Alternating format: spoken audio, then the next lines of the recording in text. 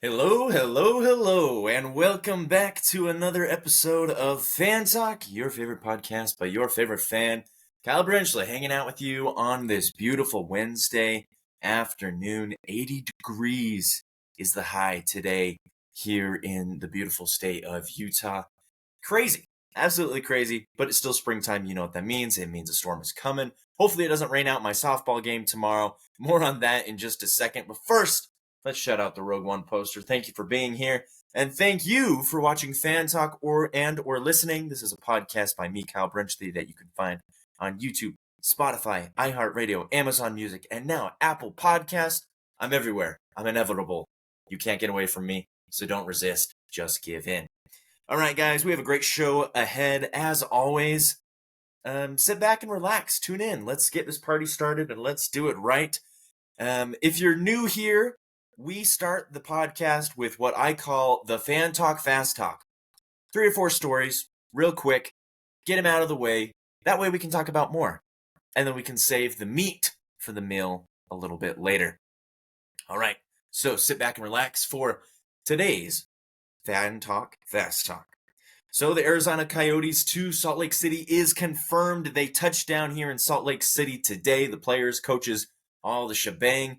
They had a party down at the Delta Center where the first 5,000 fans to the Delta Center got a free preseason voucher to a preseason NHL and or NBA game, plus complimentary soft drinks, popcorn, and J-Dogs. They had a bunch of fun events down there.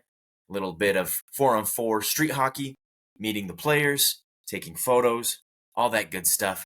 The NHL is ready for Utah, and they're embracing it, and it's going to be great. 2, the Denver Broncos, big news. They came out with new uniforms.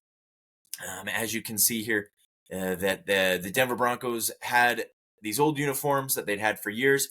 Now they bring out the new uniforms. As you can see here, the new collection. The numbers are a little different. The color scheme's a little different.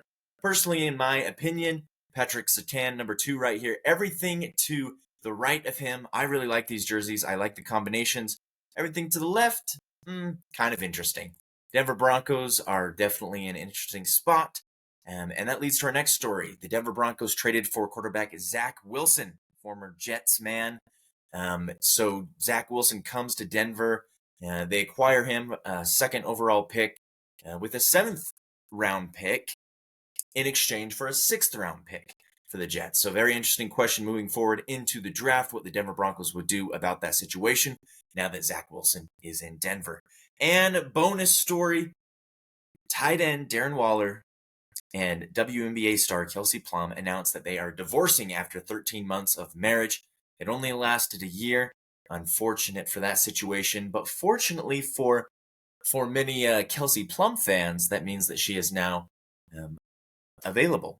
And I mentioned that Cameron Brink is kind of somebody I'm keeping my eye on. If things don't work out with Cameron Brink, maybe I got to shoot Kelsey Plum a message. So don't be surprised if I'm living in Vegas in a couple of weeks from now. All right, that was the Fan Talk Fast Talk. Thank you guys for sitting back and enjoying that. I do that at the beginning of every show. If you have any suggestions on what you want to hear in the Fan Talk Fast Talk, let me know down in the comments below. And we will get that up and running. Speaking of up and running, NHL to Utah, big topic of discussion, big thing that's going on. We're talking about it all month long. We're going to be talking about it for months to come. It's the biggest thing to happen to Utah since, the Transcontinental Railroad came here? I don't know. The media is definitely treating it that way. But as you may or may not know, the team will not be the Arizona Coyote. Well, they won't keep the Coyote part. They won't be the Utah Coyotes. They're picking a new name. And owner Ryan Smith says that the fans will be able to choose the name of the team. His vision is to, maybe put 8 or 9 team names out there and then do it bracket style, like NBA or March Madness or whatever, and let the fans vote. So we're not sure exactly how that's going to look or when that's going to start, but if you have a favorite name, and you can find these names, just go to Google and search. Some of the popular names are the Utah Yeti, Utah Blizzard, Utah Venom, Utah Fairy. I personally like the Utah Cutthroat. It would have like a cutthroat trout on the sweater, and like the mountains, and maybe a river in the background, just to kind of show off the great nature and landscape of Utah. You can vote. Keep an eye out for that, but go look up your favorite name. Maybe submit some other names. Twitter, there's a lively discussion about what people are thinking, so go check that out. Should be real fun. I'm excited. I'm honestly excited, and I think the excitement is just through the roof because the team will be playing next fall. It's the Stanley Cup playoffs right now, so the season's about to wrap up, and then they'll have the summer to figure things out, and then come end of October, November, that's when the NHL season will start up again, and team will be playing in Utah. My only fear is that the buzz and people wanting to go to games, ticket prices are going to be through the roof. So we'll see. I'll definitely want to try to make a game. I'm a big Vancouver Canucks fan, so I'd love to see the Vancouver Canucks here in Salt Lake. That'd be real fun to see. But we'll see how ticket prices are. I mean, I'll definitely go. I just prefer if I didn't have to, spend an arm and a leg for ticket prices. But there you go.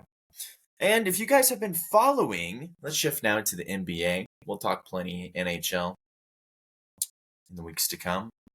If you've been following the NBA throughout the season, which I know many of you have, and if you have not, it is been a very fun year. In the West, it is an absolute bloodbath.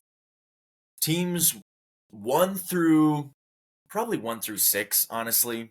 The Lakers, I mean, never count out LeBron and the Lakers. And the Pelicans were good this year because Zion was healthy. But in my opinion, 1 through 6 are really good teams, are teams that you need to fear. Teams that could make a run. Let me give you my impressions, what I'm impressed with so far after a couple weeks into, or a week or two into the NBA playoffs. Number 1, the Denver Nuggets, champions last year. They're looking good. I wouldn't be surprised if they repeated as NBA champions. They look good. Nikola Jokic. Now, he's not even like going berserk yet. Like last postseason when he was against the Heat, he went berserk. Triple-double. 30, 20, 10 every single game. And the nice thing is he doesn't even need to go berserk every single game because he's got Jamal Murray.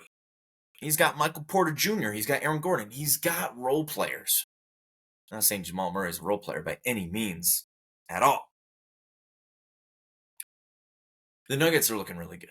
Jamal Murray, incredible buzzer beater. You just kind of knew if you're watching that game. The Lakers were up by 17 at some point, but they were really gassed and ran out of steam there at the end. And the Nuggets, you just kind of knew that if the Nuggets had the last shot, the last possession, that they were going to win that game. And they did. Tied. They were tied. Jamal Murray gets the ball, shoots it over Anthony Davis. Bing bong. Nuggets up 2-0. I'm impressed with the Minnesota Timberwolves. Now, the Timberwolves, obviously a team that hadn't been to the postseason since 2018 when Jimmy Butler was there, and they were the 8th seed, and I think they lost in 5, either 5 or 4. They didn't do very well. And before then, the last time they were in the playoffs was, I think, the 2004 season. So it had been a long time since Minnesota had a relevant Timberwolves team. Now, with Anthony Edwards, Karl Anthony Towns, Rudy Gobert, Jaden McDaniels, Mike Conley, led by Coach Finch, they're a good team. My reservations was they don't have postseason experience. They haven't been to the postseason in a long time.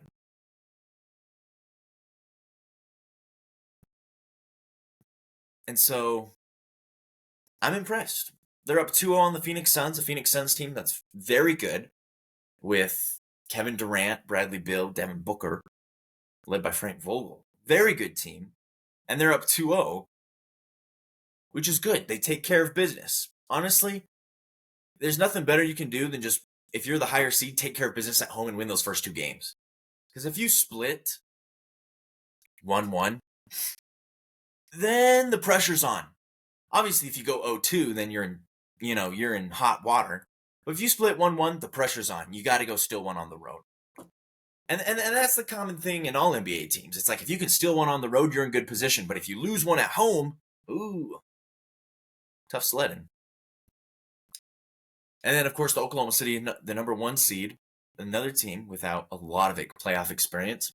Electric atmosphere there in OKC. They got the win over the Pelicans. If they can win at home again tonight and go up 2-0, I'd feel pretty good about them. If the Pelicans can steal one, makes for a very interesting series. Now in the East, it's a little more balanced.